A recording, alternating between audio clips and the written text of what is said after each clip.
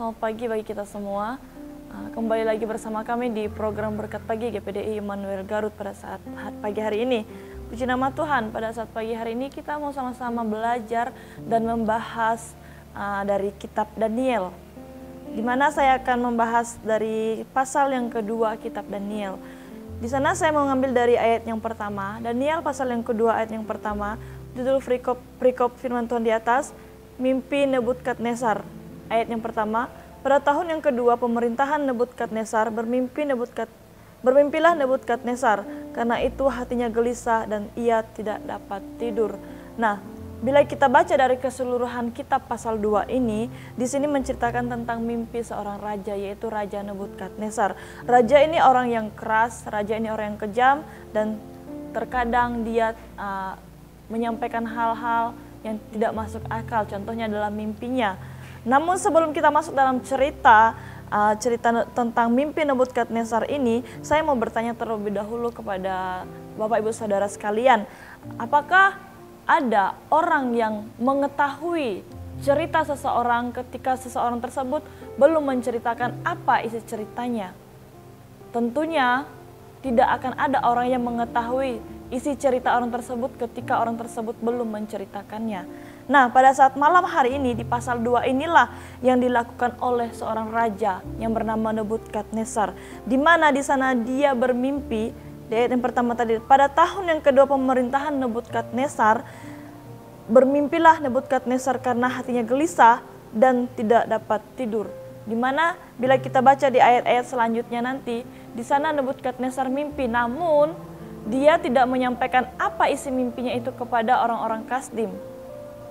Dan di ayat yang kedua, di sana Raja Nebukadnezar menyuruh orang-orang yang pintar, orang-orang ahli jampi dan sebagainya untuk mengartikan sebuah mimpi yang ia alami. Namun di ayat yang selanjutnya lagi, di ayat yang ke-7, di sana orang-orang Kasdim berkata seperti ini. Mereka menjawab pula, silahkan tuanku raja menceritakan mimpi itu kepada hamba-hambanya ini, maka kami akan memberitahukan maknanya. Bila kita lihat di ayat-ayat sebelumnya, raja tidak mau menyampaikan apa isi mimpi dia kepada orang-orang Kasdim tersebut. Namun dia menuntut agar mereka mau bisa menafsirkan atau bisa menceritakan apa arti mimpi yang dialami oleh raja ini. Pada kenyataannya, raja tidak menceritakan apa yang dia mimpikan, apa yang dia alami.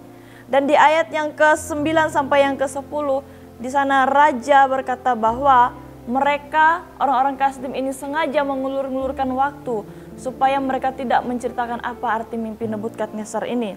Nah, bagaimana mereka bisa menceritakan mimpi tersebut sedangkan mereka tidak tahu apa yang dialami oleh raja? Sehingga di ayat yang ke-7 tadi dikatakan di sana bahwa orang-orang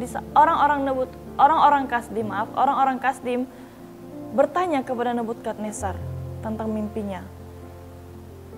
Nah, ketika kita lihat dari pasal ini semua, ketika orang-orang Kasdim tidak bisa menyampaikan arti atau menafsirkan arti mimpi yang dialami oleh Raja Nebukadnezar, di sana Raja Nebukadnezar berkata bahwa ia akan memberi hukuman kepada mereka.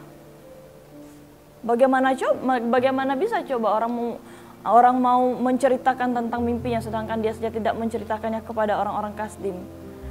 Nah, apa yang dilakukan oleh Nebukadnezar ketika orang-orang Kasdim, orang-orang pintar, orang-orang ahli jampi tersebut tidak bisa mengartikan sebuah mimpi yang dialaminya? Kita baca di ayat yang ke-5.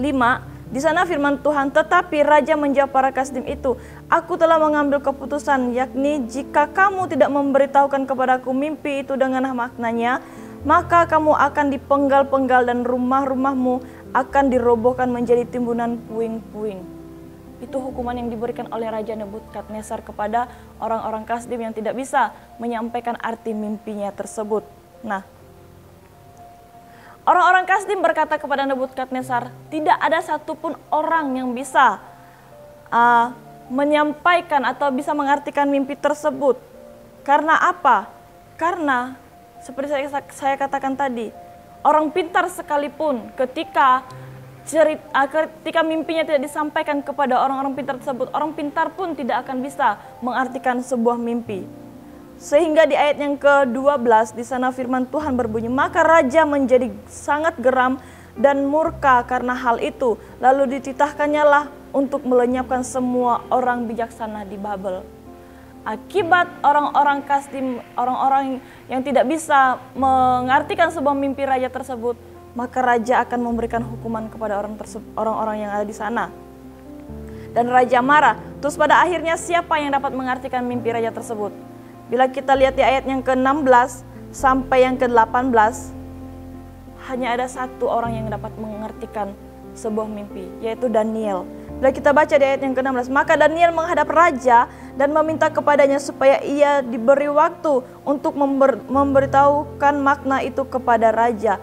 Ayat yang ke-17, kemudian pulanglah Daniel dan memberitahukan hal itu kepada Hanaya, Misael dan Azaria teman-temannya, dengan maksud supaya mereka memohon kasih sayang kepada Allah semesta langit mengenai rahasia itu, supaya Daniel dan teman-temannya jangan dilenyapkan bersama-sama dengan orang-orang Babel bijaksana, orang-orang bijaksana yang ada di Babel.